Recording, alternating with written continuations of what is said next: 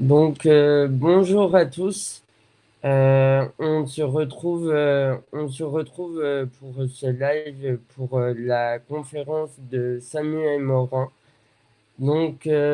Samuel est directeur de recherche au CNRM, Centre national de recherche météo. Il est membre du GIEC. Il a participé à l'élaboration du rapport spécial du GIEC sur océan et cryosphère. Aujourd'hui, il va nous parler du réchauffement climatique dans les Alpes, les impacts, les solutions et les leviers d'action. Samuel, je te laisse la main et c'est parti.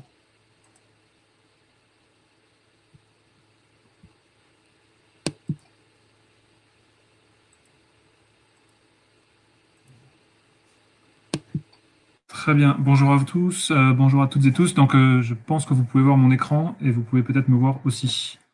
N'hésitez pas à me dire si ça ne fonctionne pas.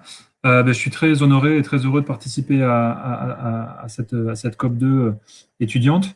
Donc, merci beaucoup à Léo pour l'introduction. Juste un petit point de précision. En fait, je ne suis pas membre du GIEC. Il y a beaucoup de gens qui font cette petite confusion. Les membres du GIEC, ce sont des États. Un certain nombre de scientifiques participent à l'élaboration des rapports du GIEC, mais ça n'en fait pas des membres. Donc, si quelqu'un se targue d'être membre du GIEC, c'est soit qu'il n'a pas compris, soit qu'il cherche à se, comment dire, à se prévaloir d'une fonction, d'une compétence qui n'est pas la sienne. Voilà, donc c'est quelque chose auquel il faut faire attention.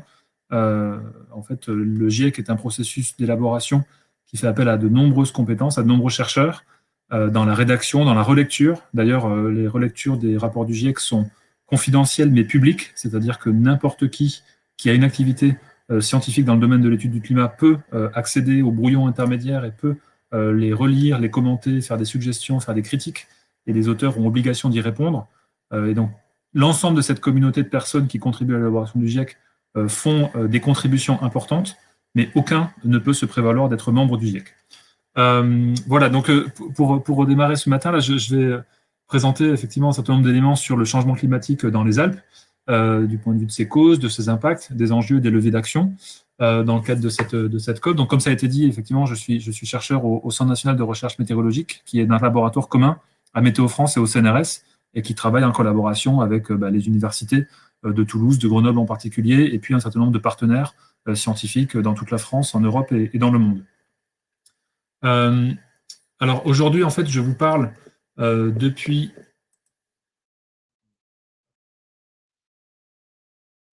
Aujourd'hui, je vous parle depuis Grenoble. Je vous parle depuis Grenoble. En fait, je suis à peu près là, dans la ville, et on devait être ici, un peu plus loin. Voilà, j'aurais bien aimé être parmi vous sur site, hein, sur le campus, où j'ai passé plus de 15 ans ces dernières années avant de changer de poste. Et voilà, donc moi, j'habite pas très loin d'ici, et donc je suis comment dire, en résonance avec les organisateurs et avec tous ceux qui se connectent ce matin. Alors, avant de démarrer sur le changement climatique dans les Alpes, on va repartir du temps qu'il fait tous les jours pour reparler, en fait, avant de parler de changement climatique, qu'est-ce que c'est que le climat finalement. Et donc ici, vous avez à l'écran l'évolution des conditions de température à Grenoble, justement, depuis le début du mois de mars, avec en haut la température quotidienne maximale et en bas la température quotidienne minimale. Et puis voilà l'évolution en degrés Celsius là, depuis le 1er mars jusqu'à hier, où vous pouvez voir effectivement qu'il a fait particulièrement chaud pour ceux qui s'en rappellent à la fin de la semaine dernière ou la semaine dernière. Voilà, on a atteint plus de 25 degrés à Grenoble. Et puis, on voit aussi que ces derniers jours, il a fait particulièrement froid. On a atteint -4, -5 de température minimale, ce qui est relativement rare pour la saison, mais pas totalement inattendu. Voilà. Et donc là, en vous expliquant ça, je suis déjà en train de dire est-ce que c'est rare ou est-ce que c'est inattendu par rapport à la saison? Et donc, quelque part, ça veut dire que je me place par rapport à une référence. Et j'y reviendrai dans un instant. Donc, voilà l'évolution du temps qu'il a fait depuis le début du mois de mars. Si je zoome en arrière un cran de plus, maintenant, voilà l'évolution du temps qu'il a fait, alors synthétisé par sa température depuis le début du mois de janvier. Donc, on peut voir effectivement d'un jour à l'autre des fluctuations de température de plusieurs degrés, parfois spectaculaires, parfois plus banales, de l'évolution de ces températures. Et vous voyez ces fluctuations ici qui sont ramenées à une valeur de référence qui constitue ici la courbe en noir, là, qui sépare les valeurs plus chaudes en rouge et les valeurs plus froides en bleu. Cette valeur de référence, c'est ce qu'on appelle la normale climatique, ça s'appelle la moyenne de référence de la température maximale ou de la température minimale, et qui est établie sur la période 1981-2010, et qui évoluera prochainement vers la nouvelle période 1991-2020, puisqu'on les décale comme ça tous les 10 ans. Donc ça, c'est ce qu'on appelle une normale climatique. Et donc ça représente la moyenne des conditions en un lieu donné, donc ici Grenoble, en un jour donné, ici les évolutions d'un jour à l'autre, des conditions de température d'une durée de 30 ans. Et donc quand on parle de climat, on parle nécessairement de temps long, et on parle de données qui sont agrégées sur un temps suffisamment long pour qu'on puisse faire des statistiques. J'y reviendrai plusieurs fois dans mon exposé. Donc voilà l'évolution du temps qu'il a fait rapporté au climat moyen des 40 dernières années, des 30 dernières années ici à Grenoble. Et voilà l'évolution sur la période du 1er janvier 2020 jusqu'à nos jours. Et on voit évidemment qu'il fait beaucoup plus chaud pendant l'été que pendant l'hiver, et on passe par des saisons intermédiaires, et on voit ces fluctuations de périodes plutôt plus chaudes que la moyenne et des périodes plutôt plus froides que la moyenne qui se succèdent comme ça d'un jour à l'autre. Ça, c'est tout à fait standard, c'est tout à fait habituel. Il n'y a rien d'étonnant à ça, puisque l'atmosphère, l'océan, les surfaces continentales sont en interaction permanente et conduisent à un certain nombre de fluctuations qui caractérisent le temps qu'il fait, la météo que l'on vit et que l'on ressent au quotidien. Alors, quand on parle de changement climatique, ça veut dire qu'on parle non pas de changement du temps qu'il fait jour après jour, mais on parle de changement du temps auquel on peut s'attendre à un moment donné, à un endroit donné, c'est-à-dire un décalage de la gamme des conditions météorologiques qui peuvent être rencontrées.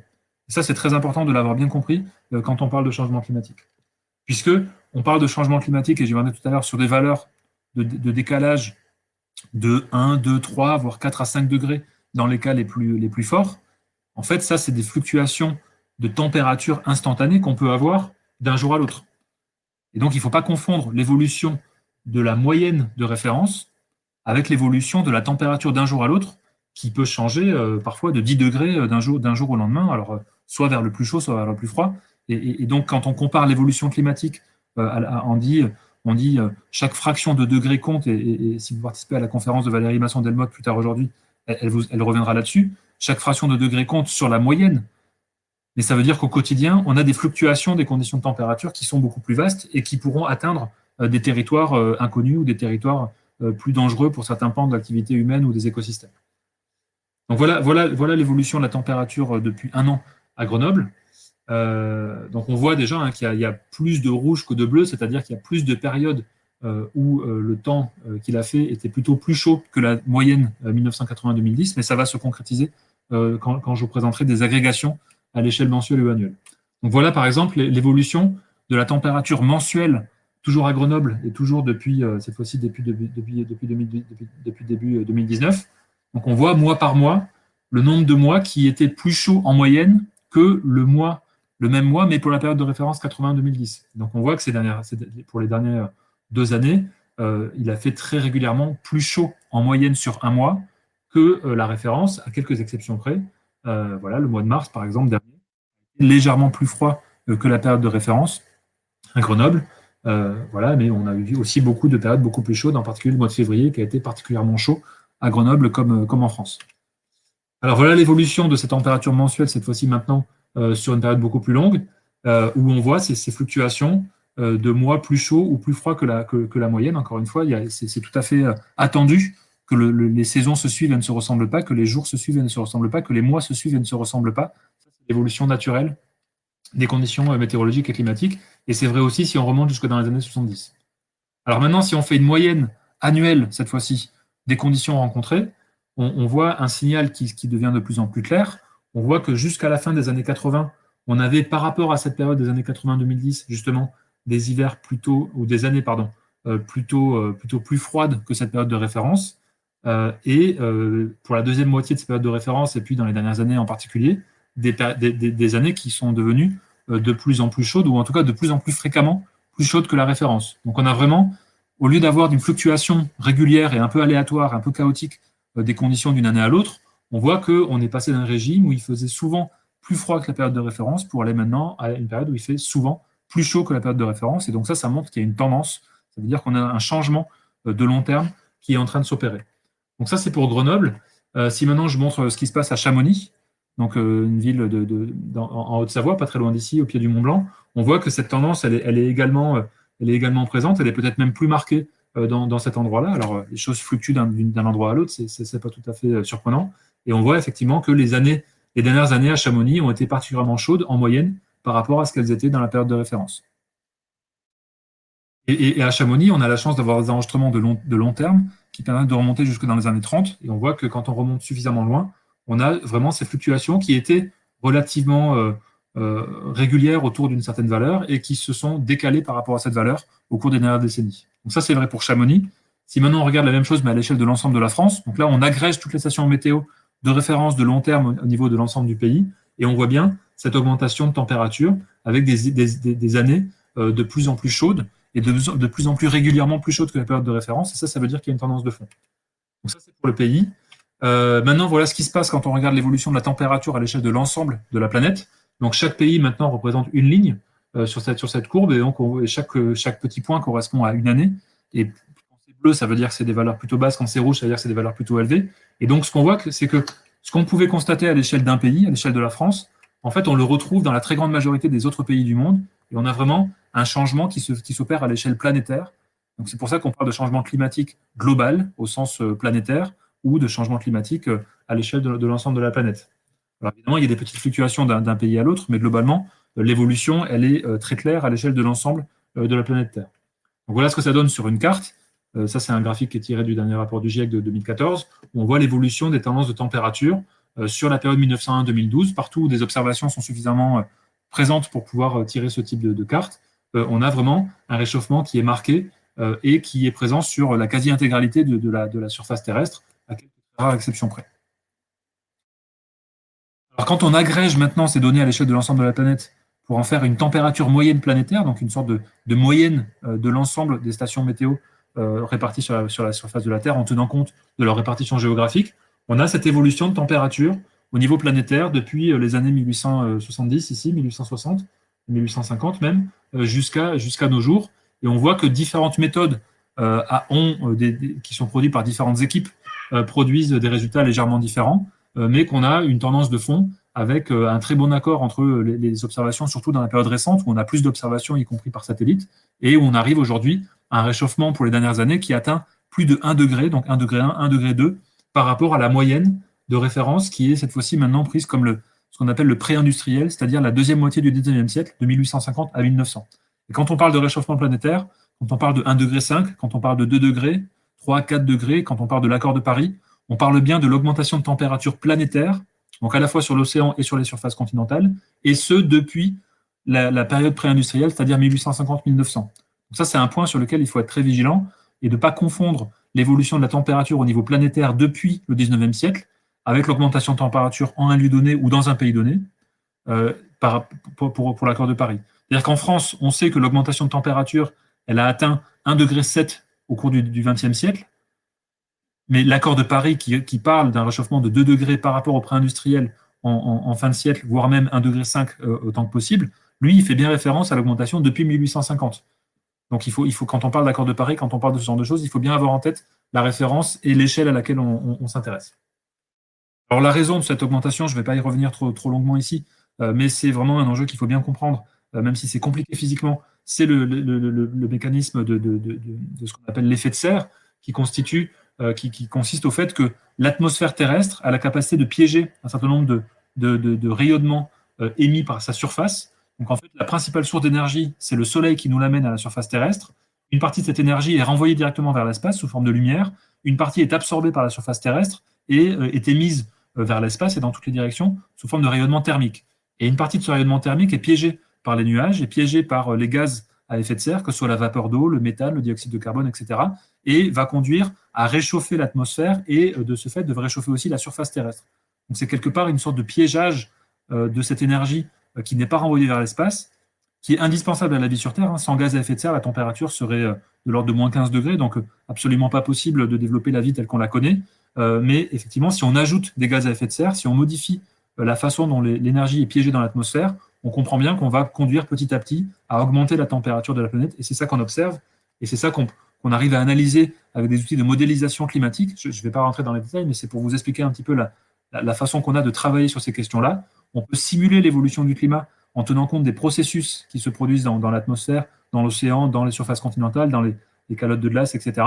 Et si on ne tient pas compte des émissions de gaz à effet de serre, donc le fait qu'on brûle du charbon, du pétrole, du gaz naturel et qu'on le réinjecte dans l'atmosphère alors qu'il était piégé sous nos pieds depuis plusieurs dizaines de millions d'années, eh bien, on modifie durablement la composition de l'atmosphère et donc on piège plus d'énergie dans l'atmosphère et donc ça conduit au réchauffement de la planète. Donc si on ne tient pas compte de ces émissions, les fluctuations naturelles liées aux fluctuations du Soleil, aux éruptions volcaniques et à la nature chaotique d'un certain nombre de processus dans l'atmosphère et dans l'océan, eh bien, on n'arrive pas à reproduire l'évolution observée et on ne la comprend que si on tient compte de ces émissions de gaz à effet de serre.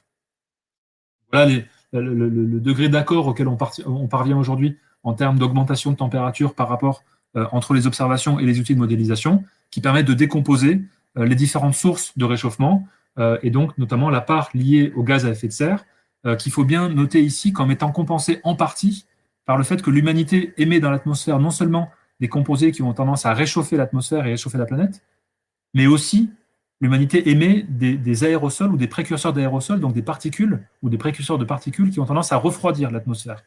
Donc l'humanité joue sur les deux thermostats en même temps, à la fois en augmentant par les émissions de gaz à effet de serre, mais aussi en émettant des choses qui le contrebalancent. Et donc la température et l'augmentation de température, finalement, elle résulte d'un équilibre entre ces deux composantes.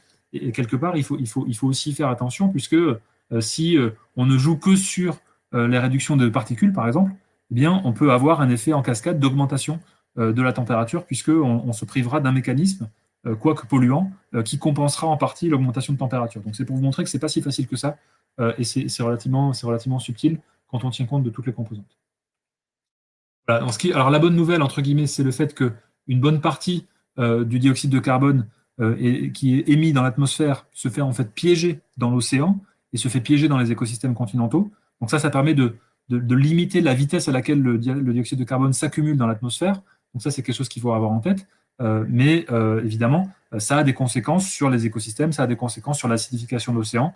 Donc, encore une fois, les problèmes sont complexes. Et bien que l'océan nous permette et les écosystèmes continentaux nous permettent de ne pas avoir un taux de réchauffement encore plus fort que ce qu'il pourrait être s'il n'avait pas ce rôle de captation d'un certain nombre de gaz, notamment le dioxyde de carbone, et ça a aussi des conséquences pour leur fonctionnement. Donc ça, c'est des choses qui sont décrites notamment dans le rapport océan-cryosphère du GIEC, dont il a été question en introduction et que je vous engage à aller parcourir si ça vous intéresse.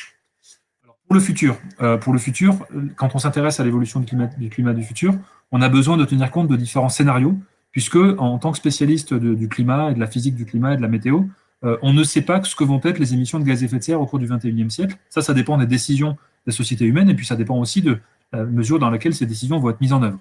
Et donc pour éclairer quelque part les choix politiques et les choix d'orientation stratégique au niveau des sociétés sur les façons dont on émet ou pas des gaz à effet de serre et leurs conséquences, on travaille par scénario, avec différents scénarios, ici avec différentes couleurs, qui correspondent à différentes trajectoires d'émissions de gaz à effet de serre. Donc par exemple ici en rouge, un scénario où on émet fortement des gaz à effet de serre tout au long du XXIe siècle, donc un scénario plutôt haut.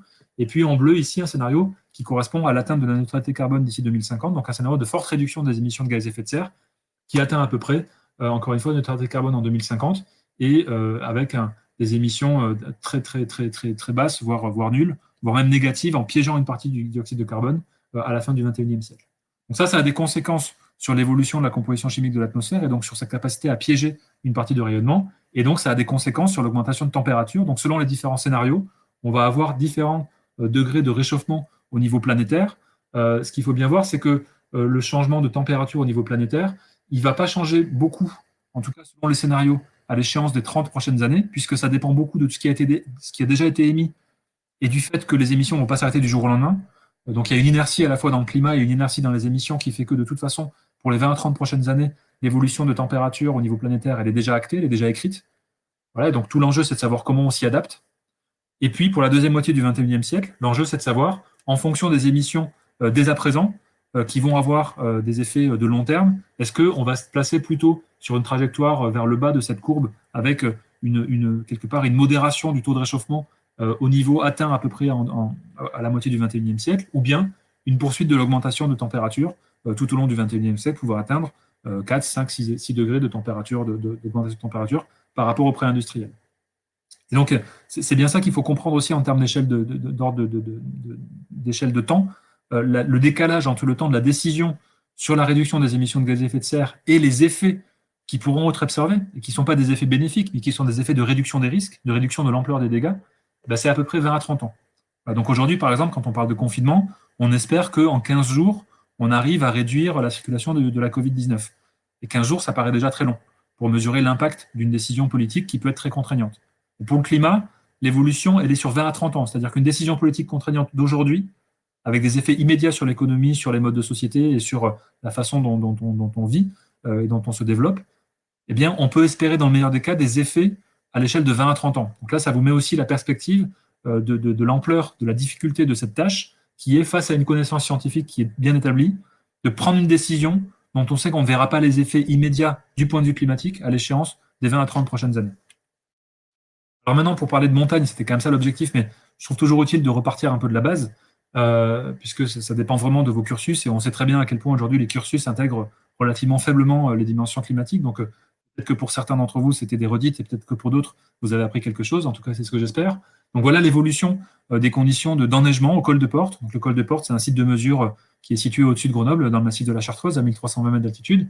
Et donc vous avez ici l'évolution de la hauteur de neige hivernale au col de Porte, ici l'augmentation de température hivernale au col de Porte, et ici l'évolution des précipitations, donc la quantité d'eau qui tombe du ciel pendant l'hiver.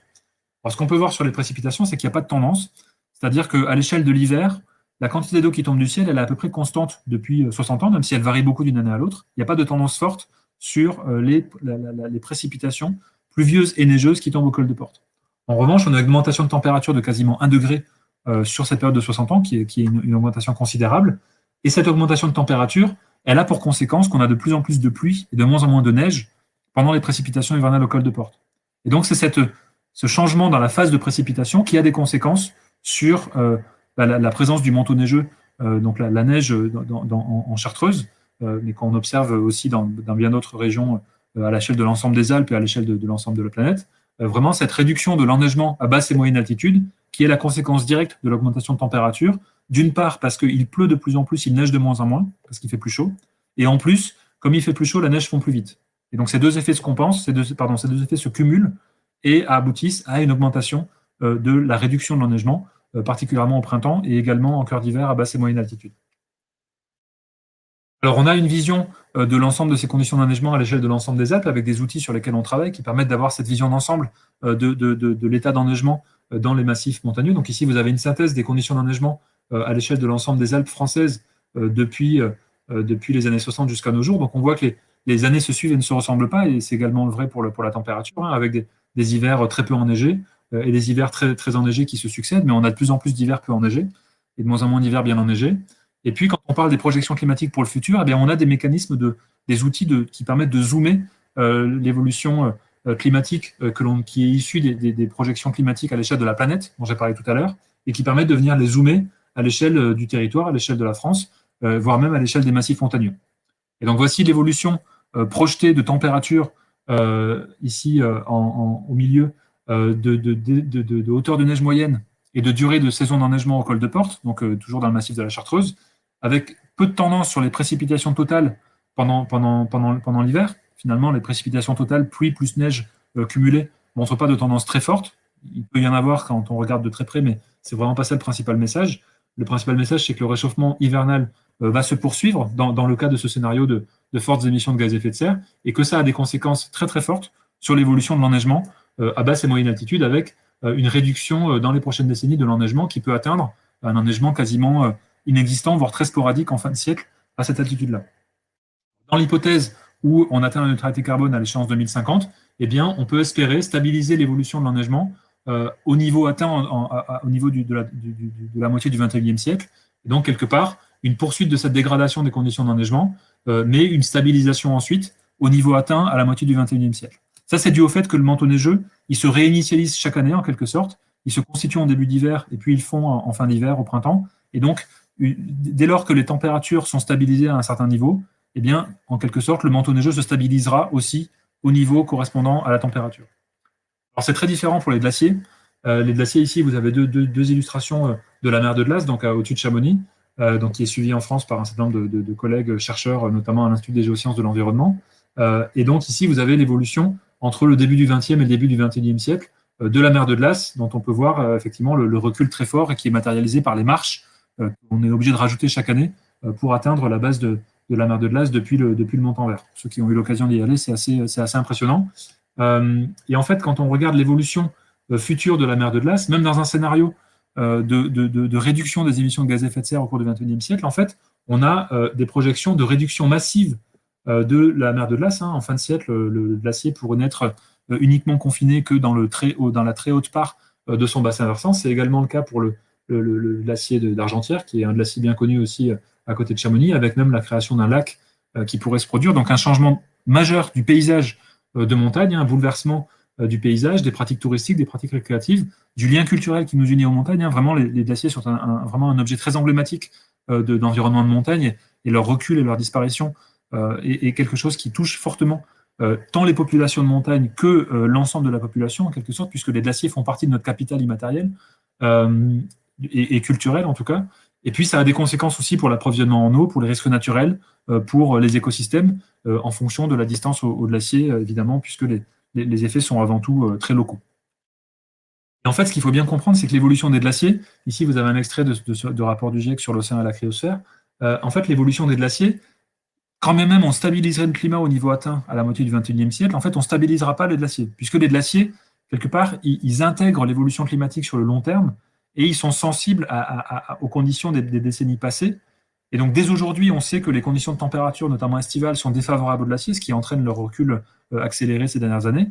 Et donc, si on stabilise le climat au niveau atteint à la moitié du XXIe siècle, en fait, on stabilisera le climat à un niveau qui sera très défavorable pour les glaciers. Donc, ils vont continuer à fondre.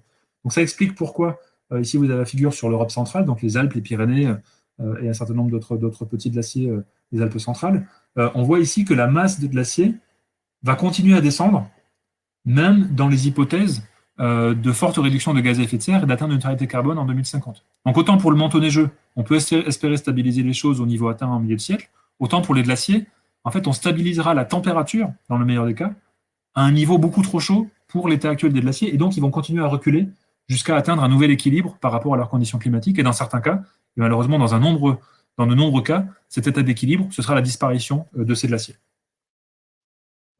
Dans le rapport du GIEC sur l'océan et la cryosphère, on a fait une synthèse des impacts justement du changement climatique sur un certain nombre de secteurs d'activité humaine ou sur un certain nombre d'écosystèmes, avec des effets qui, dans certains cas, sont des augmentations ou des baisses d'un certain nombre de processus. Si on pense aux avalanches, on voit bien que l'impact du changement climatique sur les avalanches, bah, c'est contrasté. En fait, à basse altitude, on a une réduction du nombre d'avalanches, mais à haute altitude, on peut avoir des hausses, ou on peut avoir un changement de caractère. Donc, quelque part, c'est plus un changement de typologie des risques naturels qu'un changement à la hausse ou à la baisse de quelque chose qui serait facile à décrire.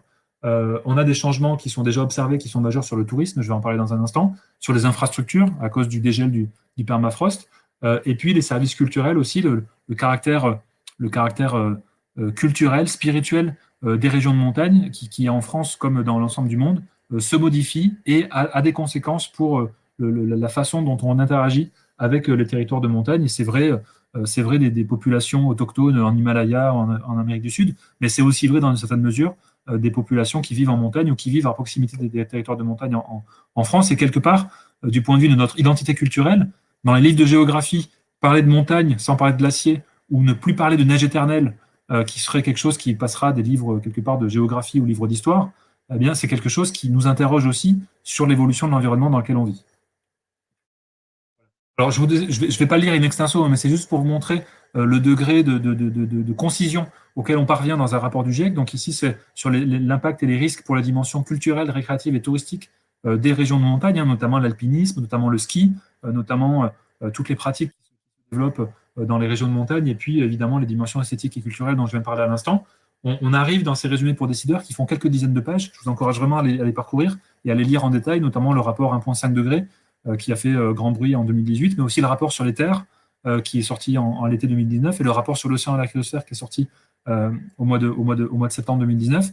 À chaque fois, c'est quelques dizaines de pages qui donne vraiment une vision la plus concise et la plus compacte et la plus précise possible de nos connaissances sur l'évolution du climat et sur le degré d'incertitude, donc de méconnaissance pour des raisons de manque de connaissances ou de manque de données sur l'évolution du climat et sur ses impacts. Donc ici, vous pouvez voir que sur ces questions-là, on a quand même 3 paragraphes qui traitent de l'évolution du climat et de ses impacts sur les activités touristiques. Donc si maintenant, quelque part, je pars de ce rapport et je dézoome pour revenir, ou je zoome, pardon, pour revenir sur ici l'évolution dans les Alpes, on voit ici que, par exemple, l'évolution de l'enneigement naturel a été défavorable ces dernières décennies à l'activité des stations de sport d'hiver, qui sont très dépendantes du manteau neigeux. On sait qu'on peut tenir compte aujourd'hui, dans les outils scientifiques, de la production de neige, donc le fait que la neige soit une ressource qui est gérée dans les domaines skiables, avec du damage, avec de la production de neige, donc neige de culture, neige artificielle. Et on sait que si on en tient compte, on ne raconte pas la même histoire sur l'impact du changement climatique sur les stations de sport d'hiver. Donc ça, c'est important parce que ce qui est très important, c'est de prendre la mesure de l'impact du changement climatique, mais en collant au mieux possible à ces impacts concrets sur les pratiques de gestion d'un certain nombre de secteurs économiques et sociétaux.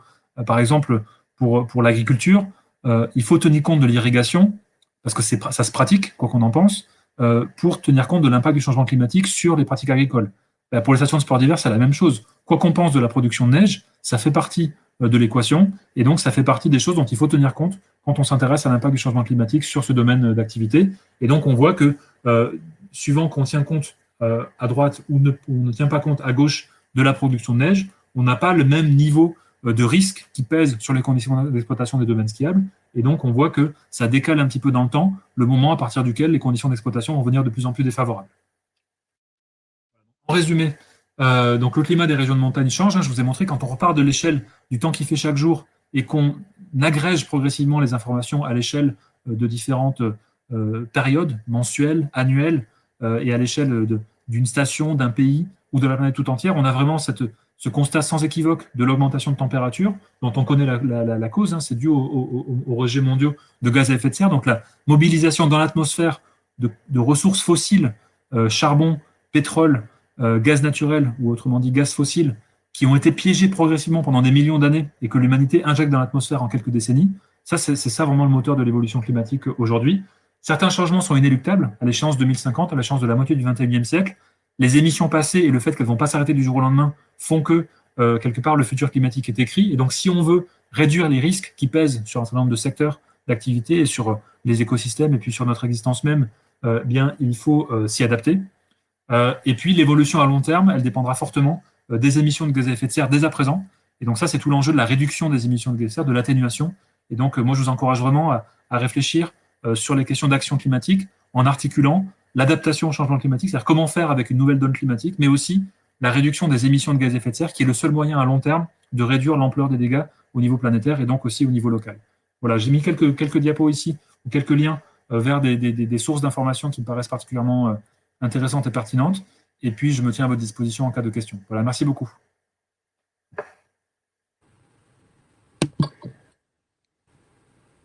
Merci beaucoup, Samuel. C'était très intéressant. Du coup, maintenant, on va passer à la phase des questions. On a un peu plus de 20 minutes pour ça.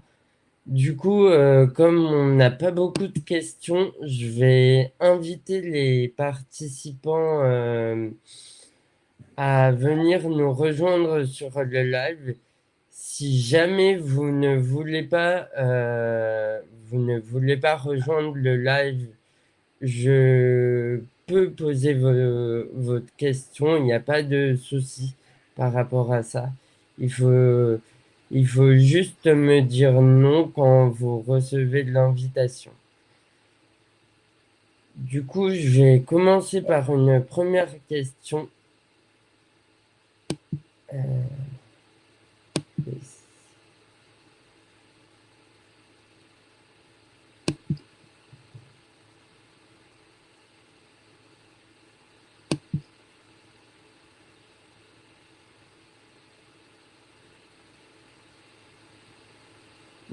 euh, donc, euh, Charlotte Clochu, je sais pas si tu as refusé mon invitation ou pas.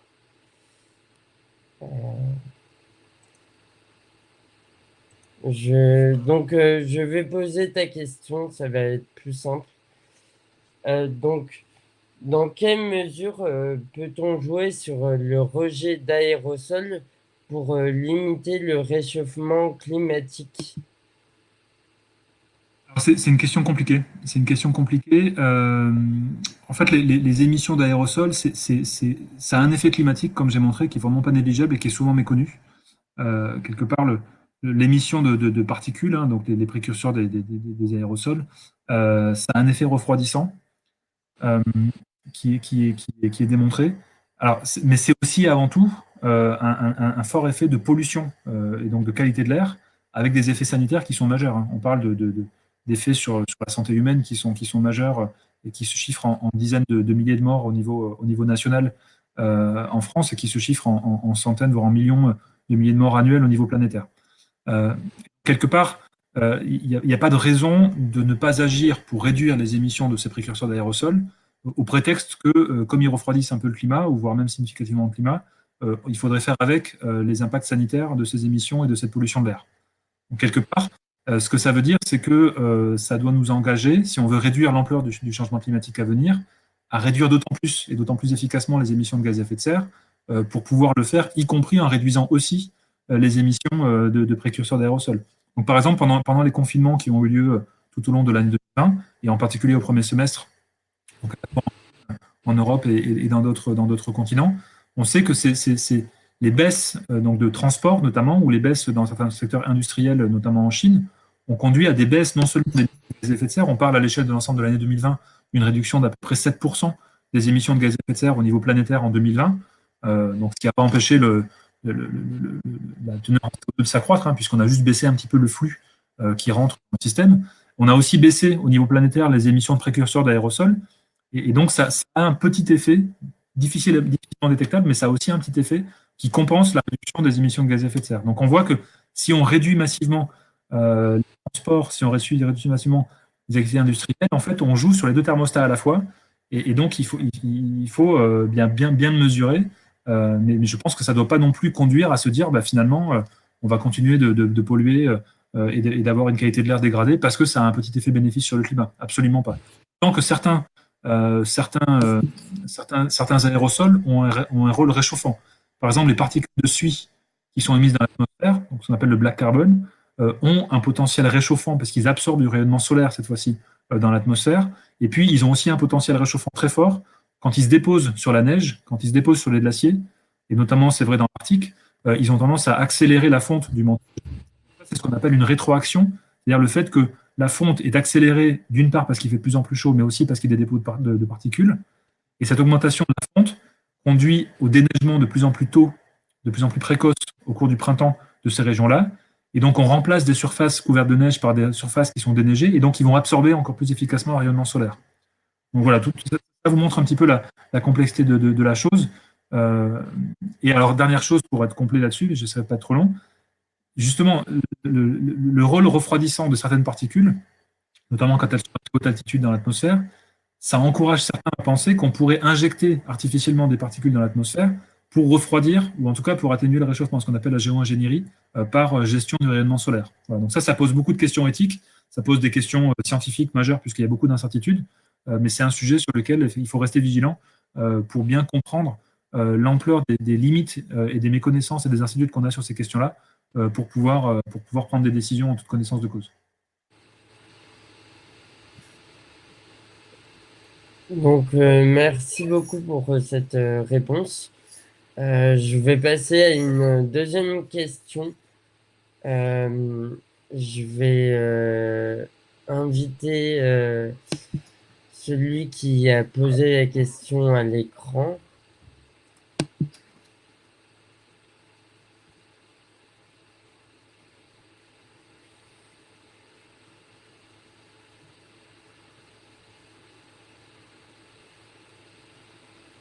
Euh, du coup, je vais poser moi-même la question. Donc, Après la potentielle période de stabilisation dont vous venez de parler, est-il envisageable que les glaciers puissent s'étendre à nouveau?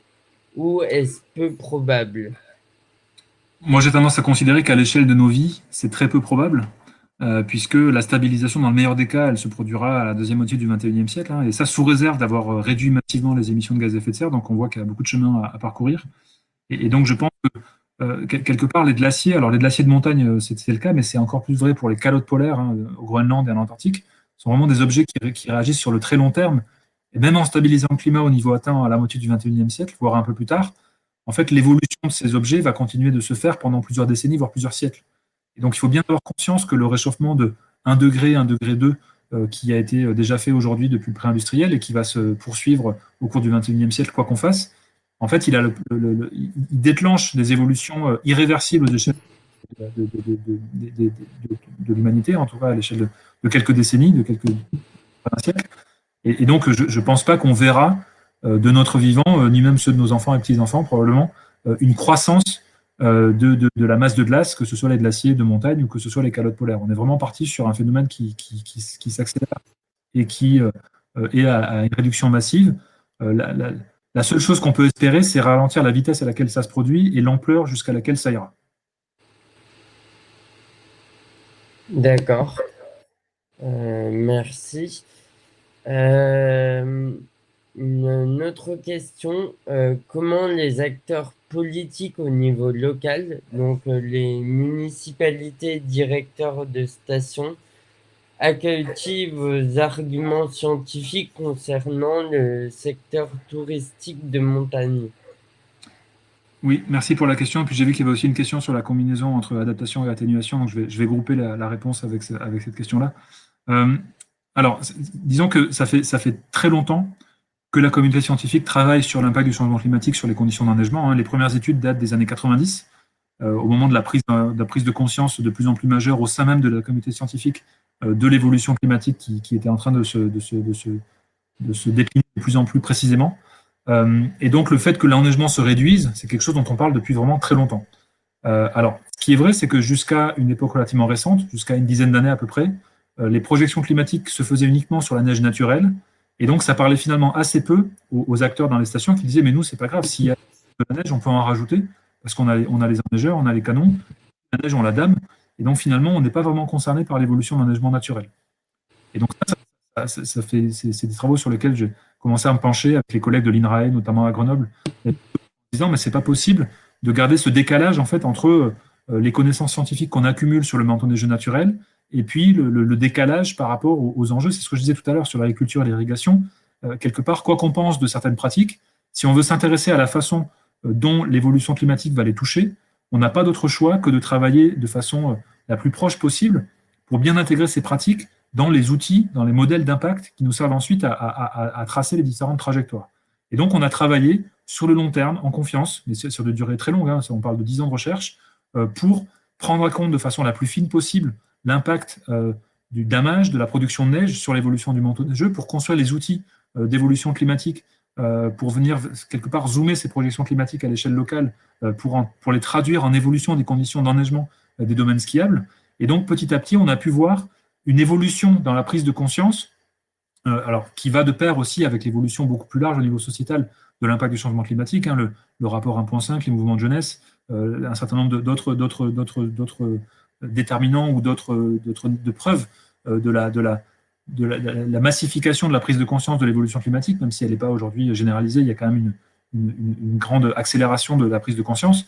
Ben ça a touché aussi progressivement la montagne à un moment où nous, côté scientifique, on avait aussi beaucoup avancé sur la mesure de l'impact du changement climatique sur les conditions d'exploitation des domaines skiables.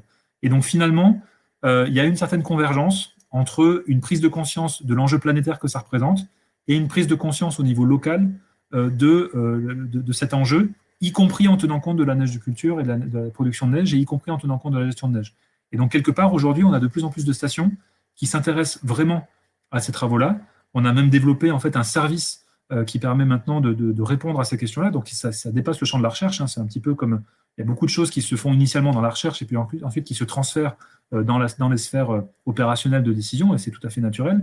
Et donc on voit aujourd'hui qu'il y a beaucoup de stations qui s'interrogent et qui veulent avoir plus d'informations sur la base de nos travaux et puis d'autres pour vraiment mieux maîtriser leur destin et mieux maîtriser leur trajectoire d'évolution. Et donc quelque part, ça ne se fait pas dans une logique d'affrontement, ça se fait dans une logique d'appropriation, de discussion. Et ce que je peux mesurer aussi, c'est, sans être totalement naïf, le fait que ces études scientifiques et ces travaux-là permettent de mettre autour de la table des acteurs qui étaient dans des logiques très conflictuelles jusqu'à présent et qui arrivent à se parler un peu mieux, puisque les bases communes sur lesquelles la discussion peut s'établir sont beaucoup plus solides et beaucoup plus irréfutables. Et donc on est un peu moins dans les logiques idéologiques, même si elles sont tout à fait respectables par ailleurs, hein. On est plus sur des logiques de compromis. Alors, l'avenir verra si ça suffit, et puis l'avenir dira aussi à quel point tout ceci arrive à déboucher sur des orientations concrètes. Mais il y a déjà quelques stations de sport d'hiver qui ont vraiment intégré cette dimension dans leur trajectoire. Je pense à la station de Métabier dans le Jura, mais beaucoup d'autres, hein, dans les Alpes du Sud, dans les Alpes du Nord, de plus en plus, dans les Pyrénées, qui intègrent cette réflexion sur l'évolution climatique dans leur trajectoire d'évolution touristique, de développement touristique. Et donc là, je reboucle sur la question de l'atténuation et de l'adaptation. Euh, Évidemment, je rappelle dès que j'en ai l'occasion, et je ne suis pas le seul à le faire, que ces transitions touristiques ont d'autant plus de sens si on les traite non seulement du point de vue de l'adaptation, c'est-à-dire comment faire avec un climat qui change, mais aussi en réfléchissant à la propre empreinte environnementale et en particulier carbone de ces destinations touristiques. C'est vrai qu'aujourd'hui, le principal poste d'émission de gaz à effet de serre pour une destination touristique, quelle qu'elle soit, mais c'est aussi vrai en montagne, c'est le transport et c'est le logement. Et en fait, l'activité touristique elle-même, que ce soit les remontées mécaniques, que ce soit les activités nautiques, que ce soit les activités culturelles, ce n'est pas en soi les activités qui émettent des gaz à effet de serre. Elles en émettent évidemment comme toutes nos activités, mais ce n'est pas ça qui en émet le plus. Et donc la question, c'est vraiment un enjeu de localisation, d'identification des clientèles qui viennent dans telle ou telle destination touristique, et donc une réflexion de fond sur la distance moyenne ou sur les moyens de transport des touristes, des visiteurs, vers les destinations touristiques. Et donc ça, c'est des enjeux qui dépassent largement la question de la production de neige ou de l'adaptation de tel ou tel secteur au changement climatique. C'est vraiment une question beaucoup plus fondamentale sur la place de l'activité touristique et des loisirs plus généralement, et du bien-être et de la détente et des activités sportives dans nos modes de vie d'une façon qui impacte le moins possible l'évolution climatique. Et je pense que c'est quelque chose qui est en train de se faire.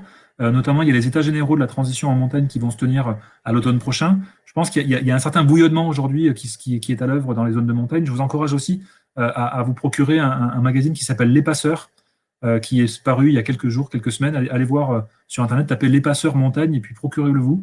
C'est vraiment très intéressant de voir en quoi il y a beaucoup d'imagination aujourd'hui à l'œuvre dans les territoires de montagne, puisqu'ils sont aux avant-postes de cette évolution climatique qui est ressentie en montagne beaucoup plus qu'ailleurs, en tout cas dès aujourd'hui, et qui permet aussi de mobiliser des énergies créatrices pour imaginer un futur désirable. Et c'est quand même ça l'enjeu, hein. C'est que ce que je vous ai présenté, c'est quand même pas très réjouissant.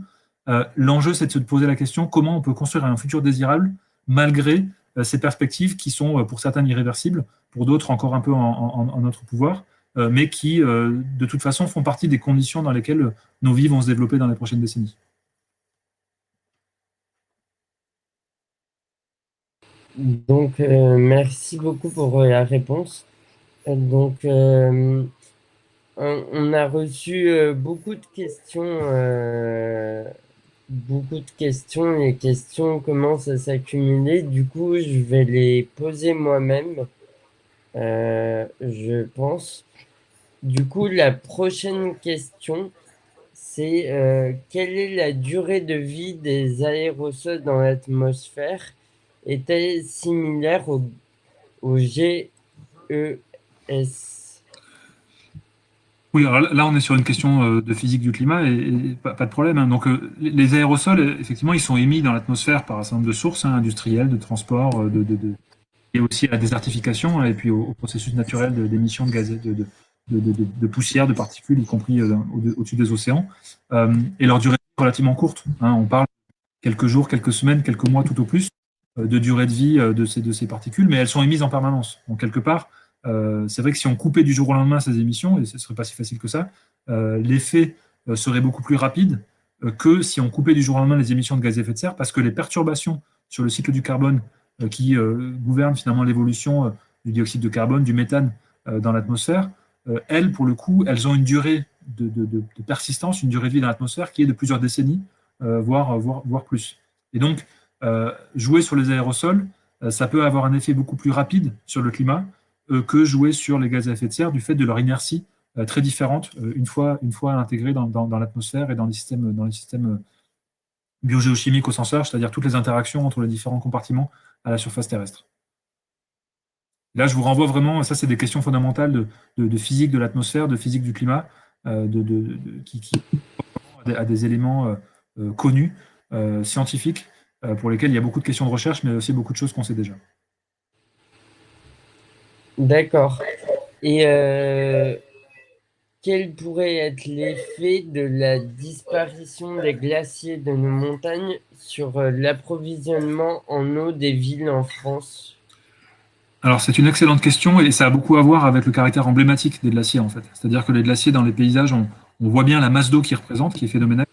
Alors, et malheureusement, on a encore assez peu d'études, en fait, qui combinent l'ensemble des sources d'eau qui alimentent un certain nombre de bassins versants, de fleuves, et qui tiendraient compte de façon totalement rigoureuse, à la fois des glaciers, mais aussi de la pluviométrie, donc de la pluie, et de la neige, des eaux souterraines, puisque en fait, c'est l'ensemble de ces différentes composantes qui influencent sur la ressource en eau et puis qui sont affectées par les prélèvements humains et par les prélèvements par les écosystèmes ou par différents secteurs d'activité humaine. Et donc, aujourd'hui, j'ai tendance à considérer que le rôle des glaciers dans l'alimentation en eau est probablement surestimé dans beaucoup d'endroits. Et en fait, c'est fortement lié à leur caractère emblématique et culturel.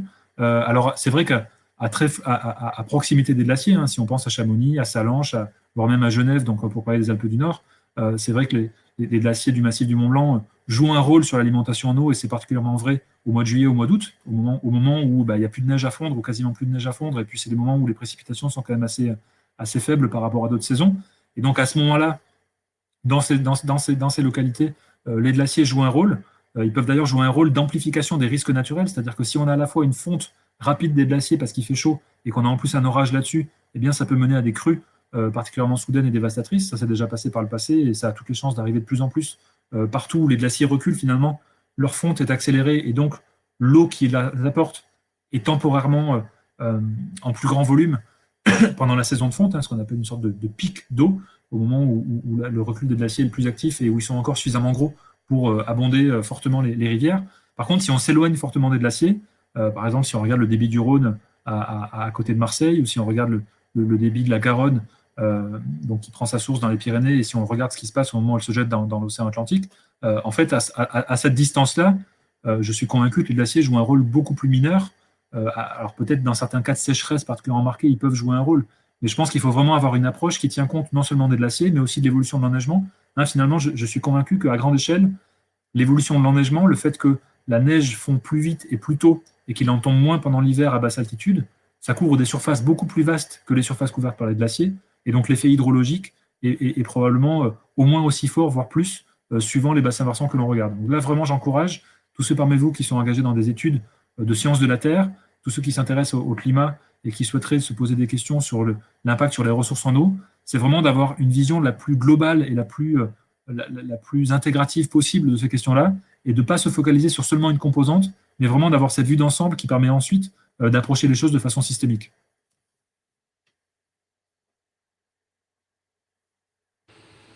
D'accord, merci beaucoup. Une autre question, c'est est-ce que vos conclusions sont-elles valables uniquement sur le massif des Alpes? Est-ce que c'est possible d'étendre ces Alors, conclusions?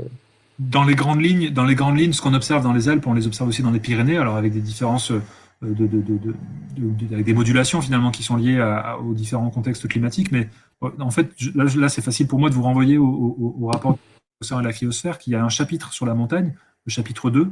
Vous trouverez sur Internet en tapant JXROC, SROCC, vous allez tomber dessus directement, chapitre 2 sur la montagne. Et donc, on a produit une synthèse très complète, en tout cas la plus complète qu'on a pu, de l'évolution climatique dans l'ensemble des territoires de montagne au niveau de la planète, donc à la fois les Alpes, évidemment en Europe, mais aussi la Scandinavie, l'Himalaya, les massifs montagneux d'Amérique du Nord, d'Amérique du Sud, certains massifs montagneux d'Afrique, enfin partout où il y a des montagnes et aussi des glaciers ou de la neige, puisque ce rapport portait sur la cryosphère spécifiquement, donc toutes les composantes glacées à la surface terrestre. Et puis je vous renvoie aussi au prochain rapport du GIEC, le rapport du groupe 2, donc celui qui traite des impacts, de l'adaptation et des vulnérabilités au changement climatique, qui intègre un chapitre spécial sur la montagne. Et donc ce rapport est attendu d'ici à peu près un an. Et donc il viendra compléter en fait les informations du rapport SROC pour les problématiques plutôt au-delà de ce qui touche uniquement la neige et la glace et le pergélisol, le permafrost. Donc également des enjeux agricoles et estivaux qui ne sont pas forcément directement connectés aux questions de neige et de glace, mais qui traitent l'environnement de montagne en général. Mais la réduction, le recul des glaciers, je ne suis pas rentré dans les détails, hein, mais le recul des glaciers, il est généralisé à l'échelle de l'ensemble de la planète, tant aujourd'hui que pour les projections futures. Le recul de l'enneigement à basse altitude et à moyenne altitude, il est généralisé au niveau de la planète. Donc là-dessus, les constats sont sans équivoque au niveau planétaire. Les impacts et les déclinaisons sur les ressources en eau, sur les activités humaines, sur l'industrie, sur la production d'énergie, évidemment, ça dépend d'autres facteurs locaux. Mais dans les grandes lignes, l'augmentation de température, la réduction de l'enneigement, la réduction des glaciers, tout ça, c'est observé partout sur Terre. D'accord, très bien. Euh, une autre question, un peu plus générale cette fois-ci, et je pense qu'on va prendre encore celle-là et une autre question. Pensez-vous que les objectifs désirés concernant les émissions à effet de serre peuvent être réalisables par tous les acteurs planétaires connaissant les inégalités sociales et économiques présentes dans le monde? Alors ça, c'est une question très très vaste et qui nous occuperait pendant très longtemps. Et en plus, je ne serais pas forcément le plus indiqué pour y répondre parce que c'est pas mon expertise.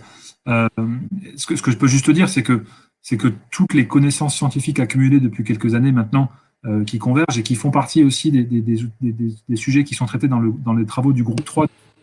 Encore une fois, le GIEC, il y a un groupe 1 qui travaille sur les bases physiques du changement climatique, à la fois passé et futur, un groupe 2 qui travaille sur les impacts, sur l'adaptation, sur les vulnérabilités. Donc là, vraiment la question de l'impact du changement climatique et de la façon dont y faire face.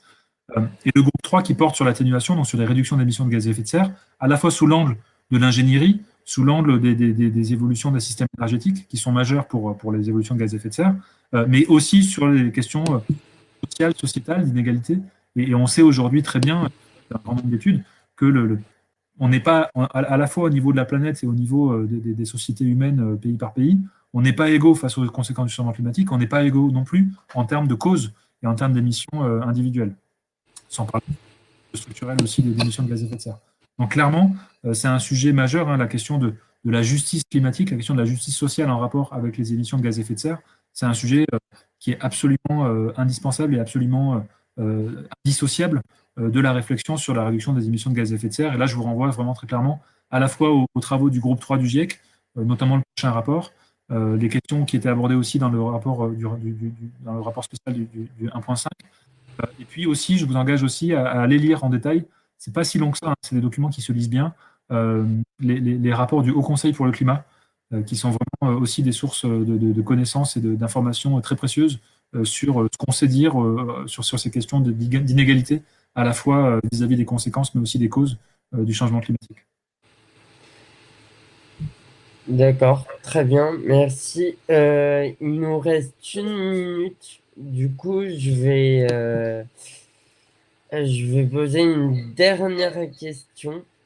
Euh, Est-ce que vous savez quelle pourrait être la proportion de glaciers des Alpes à disparaître d'ici une dizaine d'années? Alors, d'ici une dizaine d'années, en fait, ceux qui vont disparaître sont ceux qui sont déjà en très mauvaise posture, hein, puisque c'est quand même, ça reste des processus qui sont année après année au fil des épisodes de fonte.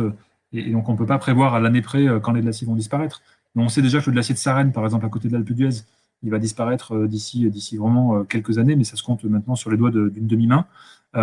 Et ensuite, c'est surtout les petits, c'est les glaciers les plus petits et les plus bas en altitude qui vont disparaître. Et leur donner un nombre, ce serait très délicat parce que ça dépend à partir de quel moment on considère qu'un glacier n'est plus un glacier. Mais en tout cas, ce qui est sûr, c'est que tous les glaciers en dessous de 3000 mètres d'altitude, ils sont condamnés de toute façon, quelle que soit l'évolution climatique en termes d'émissions de gaz à effet de serre pour les prochaines décennies. Et donc, la grande majorité des glaciers, c'est ça, en dessous de 3 500 mètres d'altitude, ils sont condamnés à l'échéance de quelques décennies. Et les glaciers plus hauts sont condamnés aussi à l'échéance de la fin du 21e siècle, en particulier si le réchauffement se produit à fort niveau en rapport avec des fortes émissions de gaz à effet de serre. Donc on projette en termes de masse de glace une réduction par rapport au début du 21e siècle, hein, où le réchauffement avait déjà eu des conséquences sur l'évolution des glaciers, avec une forte réduction des glaciers. Par rapport au début du 20e siècle, pardon, par rapport au début du 21e siècle, donc même par rapport à 2010-2015, les projections indiquent des réductions de 70% dans le meilleur des cas à la fin du 21e siècle, 90% dans les pires, donc avec les fortes émissions de gaz à effet de serre et les forts niveaux de réchauffement, à l'échéance de la fin du 21e siècle. Donc on est vraiment, quelque part, pour les glaciers, les jeux sont quasiment faits en fait. Et malheureusement, il faut bien mesurer ça, c'est qu'il fait déjà beaucoup trop chaud aujourd'hui pour que les glaciers restent tels qu'ils sont aujourd'hui. Et donc, même si on stabilisait le climat au niveau atteint aujourd'hui, ce qui est absolument impossible, euh, en fait, les glaciers continueraient à fondre et perdraient une grande part de leur masse et la plupart des glaciers disparaîtraient quand même. D'accord, très bien. Je pense qu'on va finir là parce il est déjà midi. Donc, je tenais à vous remercier au nom de toute la COP. C'était très intéressant et nous sommes très contents de vous avoir reçu pour cette conférence. Est-ce que vous avez quelque chose à ajouter, notamment d'un peu plus positif au regard de ce Non, mais qui nous attend? je voulais vous remercier de l'invitation. J'ai accepté avec grand plaisir. Je regrette encore une fois qu'on n'ait pas pu tenir ça en présentiel pour se voir et pour échanger de façon aussi un peu informelle à côté des conférences. C'est aussi comme ça qu'on fait jaillir le positif finalement. C'est quand on arrive à discuter de façon plus informelle, à imaginer des solutions qui seraient pas forcément, euh, qu'on n'aurait pas forcément capacité à concevoir comme ça de façon très formelle. Non, la seule chose un peu positive que je peux voir à la situation, bah, c'est l'appropriation des enjeux par notamment la jeunesse et par l'ensemble des couches de la société. C'est l'accélération de la prise de conscience, l'accélération de la mesure de l'ampleur des enjeux, et puis bah, tout ce qui concerne l'augmentation des connaissances qui seront partagées, j'espère, de plus en plus bah, dans tout le système scolaire et en particulier dans le système universitaire et dans les études supérieures qui permettront d'engager le plus rapidement possible ou de concrétiser aussi rapidement que possible ben, les transitions nécessaires dans toutes les couches de la société si on veut pas, en tout cas si on veut réduire l'ampleur des changements à venir. Encore une fois, je ne dis pas ce qu'il faut faire ou pas faire, c'est juste si on veut réduire l'ampleur des changements à venir et leurs conséquences essentiellement négatives, eh bien, agissons le plus vite possible et le plus efficacement possible pour réduire massivement les émissions et s'adapter au mieux aux conséquences qui sont déjà irréversibles. Voilà, merci beaucoup en tout cas et bonne continuation. Ben, merci beaucoup et je vous souhaite une excellente journée à tous. Et vous pourrez retrouver cette conférence normalement après la COP sur notre site internet. Voilà, merci beaucoup Samuel et bonne Merci. continuation. Merci, au revoir. Au revoir.